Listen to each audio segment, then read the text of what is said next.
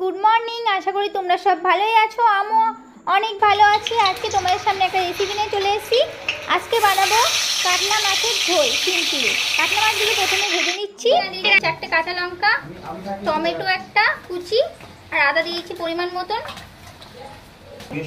আর দিয়ে দিচ্ছি গোটা জিরে। সব পাওয়া যাবে।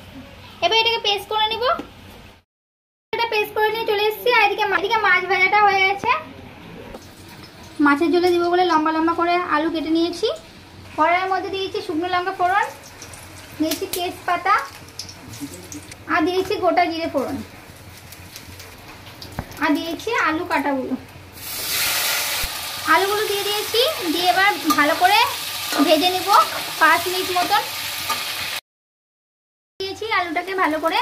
এবার দিয়েছি মশলা, যে পেস্টটা করে গেছে আমি পেস্টটা দিয়ে দিলাম, দিয়ে আরো 10 মিনিট ভালো করে কষিয়ে নেবো যতক্ষণ গন্ধ না বেরোয়। কষানো হয়ে গেছে। দিয়েছি হলুদ পরিমাণ মতন, আর দিয়েছি লবণ পরিমাণ মতন, দিয়েছি জিরের গুঁড়ো। সব মশলা দিয়ে এবার 2 মিনিট ভালো করে কষিয়ে নেব। দিয়েছি জল, আমি এটা গরম জল দিয়েছি, তোমরা পারলে ঠান্ডা জলও দিতে পারো। জল দিয়ে দিয়েছি, আর এবার ভালো করে ফুটিয়ে নেব ঝোলটা ভালো করে ফুটিয়ে নেব। ফুটে গেছে, এবার মাছগুলো দিয়ে দেবো একে একে।